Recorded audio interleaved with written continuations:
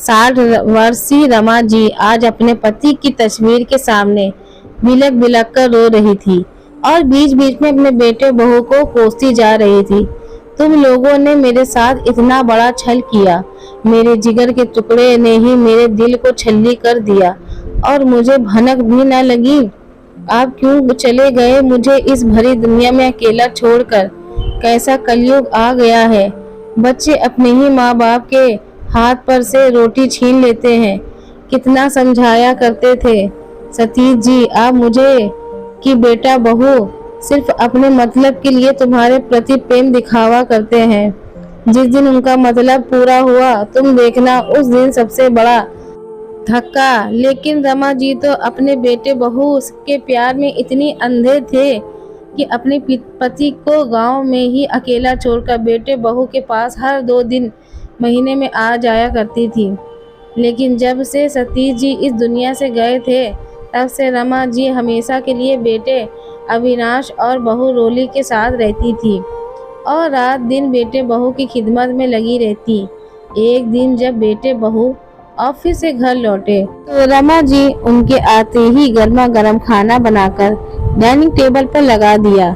लेकिन बेटे बहू फ्रेश होकर जब खाना खाने के लिए डाइनिंग टेबल पर नहीं आए तो रमा जी उनके कमरे में ही बुलाने के लिए गई क्योंकि खाना ठंडा हो रहा था। रमा जी ने जैसे ही उनके कमरे के पास जाकर दस्तक देते की सोची तभी अंदर से उनके कानों में बहू के जोर जोर से बोलने की आवाज सुनाई दी। देखो अविनाश हमारे बच्चे अभी बड़े हो रहे हैं, एक ही कमरे में अब एडजस्ट नहीं हो पाता है। माँ से कह दो अपना कमरा खाली कर दे, बच्चे को पढ़ने लिखने में भी तकलीफ होती है और वह अब कोई नहीं नवेली बहू नहीं रही जो इन्हें अलग से कमरा चाहिए। और एक बात इस बार से वह अब हरिद्वार या कोई भी तीर्थ स्थल पर नहीं जाएंगी। इनकी वजह से खर्चा इतना हो जाता है कि हमें अपनी छुट्टियों की ट्रिप भी कैंसिल करनी पड़ती है। अब की बार हम छुट्टियों पर मनाली जाएंगे। उन्हें हमारे साथ जाना है तो चले वरना कोई जरूरत नहीं है। उन्हें ले जाने की बहू की बातें सुनकर रमा जी की आंखें भर आईं। जिस बहू को मैंने हमेशा अपनी बेटी माना वही मेरे बारे में ऐसा सोचती है। तभी अविनाश बोला मैं जानता हूँ रोली, पर माँ को इतनी ठंडी जगह कैसे ले जा सकते हैं? माँ इतनी ठंड में बर्दाश्त नहीं कर पाएंगी। वही तो मैं आपको बताना चाहती हूँ। अब तक माँ को खुश रखना चाहते थे क्योंकि वह हमारे बच्चों का ख्याल रखती थी।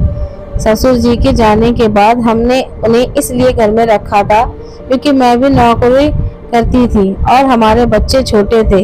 यह सोच कि हमारे ऑफिस जाने के बाद बच्चों को कौन संभालेगा, इसलिए माँ को अपने पास रखा था। क्योंकि अगर कोई मैड या नैनी रखते तो हमारे बहुत पैसे खर्चा होते। लेकिन अब जब सासू माँ के रूप में ही हमें एक फुल टाइम नौकरानी मिल गई थी तो इसलिए उनके आने के बाद मैंने मेड को भी हटा दिया था। लेकिन अब हमें उनकी कोई जरूरत नहीं है, उल्टा ही हमें उन पर दुनिया भर का खर्चा करना पड़ता है। कभी डॉक्टर के पास लेकर जाओ, कभी इस चीज की दवाई तो कभी उस चीज का मर्ज की दवाई। अब उल्टा यही हम पर बोझ बनती जा रही है। हाँ मानती हूँ कि वह आज भी ऑफिस के लिए हम दोनों को टिफिन बनाकर देती हैं, लेकिन उनकी छोटी सी मदद के लिए हम अपनी खुशियों की बर्बादी नहीं कर सकते। हमने अपने पैसों गांव का घर सब छीन लिया है धोखे से, लेकिन हमें उन्हें खुश रखने का नाटक करने की जरूरत नहीं है। मकान और पैसे की बातें सुनकर तो रमा जी के पैरों तले जमीन खिसक गई। उनकी आंखों से आंसुओं की धारा ऐसे बह निकली जैसे बाहर बारिश हो रही हो। बेटे ने तो उनसे पैसे और घर के पेपर इसलिए लिए थे क्योंकि उसे अपना बिजनेस शुरू करना था और उनसे रमा जी से कहा था कि सिर्फ मकान के पेपर दिखाकर लोन लेना था, पर बेटे ने उनकी विश्वास का खून कर दिया। तभी अंदर से अविनाश की आवाज रमा जी के कानों में पड़ी। सही कहती हो रोली तुम, माँ से अब हमें कोई मतलब नहीं है। अब तुम ही कोई बहाना बनाओ हमें इस घर से निकालने का।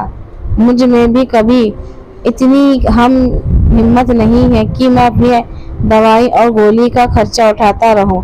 और आगे आगे तो उनके हाथ पैर बिल्कुल ही काम करने बंद कर देंगे। अब उनकी सेवा और पानी कौन करेगा? सही कहते हो अविनाश तुम। अब मैं भी इस गंवार बुढ़िया को एक पल भी अपने घर में बर्दाश्त नहीं कर सकती।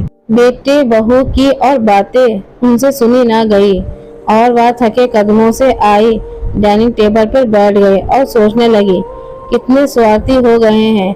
आज खून के रिश्ते अपना मतलब निकालने के ही मुझे चाय में से मक्खी को निकाल जैसे फेंकना है। मुझे बहुत बुरा लगा और टेबल पर पड़ी ठंडी चाय पीने लगी। लेकिन आज बेटे के घर की चाय भी उनको हलक से नीचे नहीं उतर रही थी। इसी बीच अविनाश रोली भी वहां आए। उन्हें देखकर रमा जी ने अनदेखा कर दिया, जैसे उन्होंने कुछ सुना ही नहीं था। तभी रोली बोली, अरे अविनाश, चाय और खाना तो ठंडा, रुको मैं गरम करके लाती हूँ। यह पहली बार रमा जी ने नहीं कहा था कि तुम रहने दो बहू, मैं कर देती हूँ। इस बात को अविनाश को डोली ने भी नोटिस किया। एक बार को तो उन्हें लगा कि माँ उसकी बातें सुन तो नहीं ली, फिर सोचा वह तो यहाँ बैठकर चाय पी रही है तो नहीं सुनी होगी। माँ का कैसा खाना बनाया आपने, बिल्कुल स्वाद नहीं है। अविनाश रमा जी पर चिल्लाते हुए बोला, चलो रोली, हम बच्चों के साथ आज बाहर खाकर आते हैं। और हाँ माँ को हम ट्रिप पर जा रहे हैं तो आप तब तक किसी रिश्तेदार के यहाँ रहने चले जाइए। जब हम ट्रिप से लौटकर आएंगे तो आपको वापस बुला लेंगे। इतना कहकर वह दोनों बच्चों के साथ बाहर डिनर करने चला गए। पहले जब बाहर खाना खाने जाते थे तो कैसे वहाँ रमा जी को भी साथ ले जाते थे, क्योंकि वहाँ होटल में जाकर भी बेचारी रमा जी बच्चों को खिलाने पिलाने, उनके बच्चों को नैनी बनने का काम जो किया करती थी, ताकि बहू बेटे आराम से बैठकर खा सके। बेचारी वह तो थोड़ा बहुत ही खाकर आधे पेट ही लौट जाती थी। लेकिन अब उन्हें इस माँ की जरूरत क्यों होगी, जब बच्चे खुद खाने लायक जो हो गए हैं।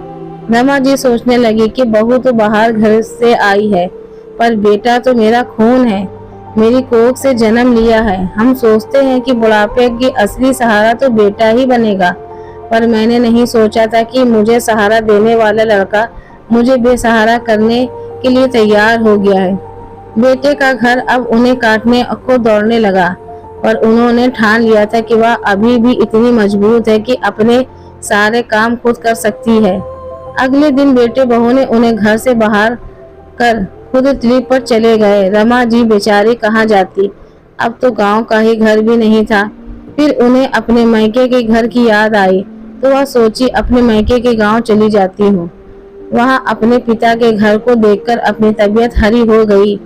घर बंद था। कुछ साल पहले ही रमा जी के भाई भाभी इस दुनिया को छोड़कर चले गए थे। उनका बेटा रवि था जो वहां भी विदेशी में रहता था, लेकिन घर की चाबी पड़ोस के कमला काकी के पास ही रहती थी, क्योंकि उनके खेत भार और उनका घर वो और उनका बेटा संभालता रहता था। घर और खेतों की जिम्मेदारी सब कमला काकी की थी। रमा जी ने अपनी व्यवस्था जब कमला काकी की सुनाई तो उनकी आंखें भर आई। कमला काकी की भी अब उम्र हो गई थी, उन्हें भी अब किसी के सहारे की जरूरत थी, क्योंकि उनकी बहू बेटे को लेकर दूसरे शहर में चली गई थी और उनसे खेतों की जिम्मेदारियां अब ज्यादा नहीं संभाली जाती थी। तो रमा जी ने खेतों और घर की पूरी जिम्मेदारियां उठाई। उन्होंने खेतों में 2 मजदूर लगा दिए। मजदूरों ने जमकर खेते में मेहनत की तो फसलें लहराने लगी, उनकी अच्छी कमाई होने लगी। आपने खाने पीने का इंतजाम करके वह बाकी रुपए समाज सेवा में लगाने लगी। अनाथ बच्चों, विधवा औरतों और बुजुर्गों की मदद करने लगी। उनकी समाज सेवा के गांव भर में चर्चा होने लगे और कई समाज सेवा संस्थाएं भी आकर उनका सहयोग करने लगी। अब रमा जी खुश रहने लगी। उन्हें अपने जीवन का एक उद्देश्य मिल गया था।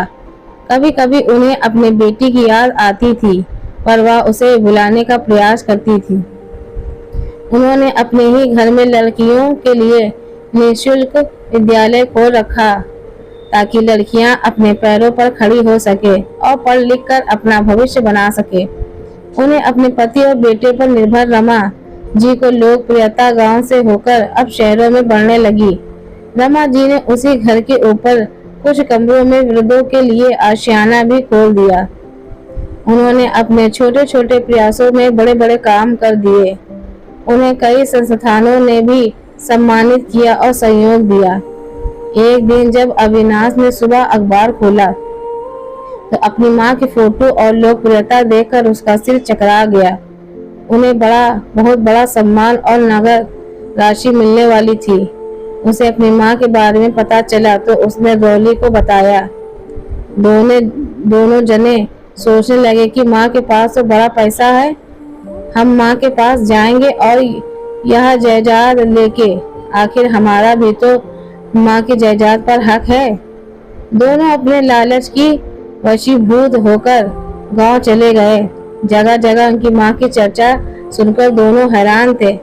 अपने बेटे को देखकर एक बार रमा जी का मन पिघला, पर वह मजबूत होकर बोली, अब यहाँ क्यों आए हो?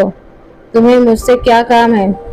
माँ, मैं तुमसे मिलने आया हूँ, तुम्हें घर ले जाने आया हूँ। तुम अपने घर चलो। यहाँ अनाथों के साथ रहने से अच्छा है कि अपने घर में अपने बेटे के बहू के साथ रहो। ये सब घेती जय जा, मुझे संभालने दो।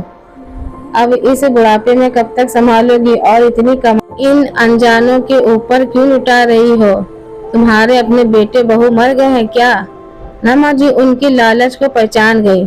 हाँ, आज तक मेरे बेटे बहू जिंदा थे, पर आज वह हमेशा के लिए मर गए हैं। मुझे तुमसे इसी बात की उम्मीद थी, जो अपनी सगी माँ को घर से निकालने कर बेसहारा कर सकते हैं, वह इन आशाएं के बेघरों के बारे में क्यों सोचेंगे?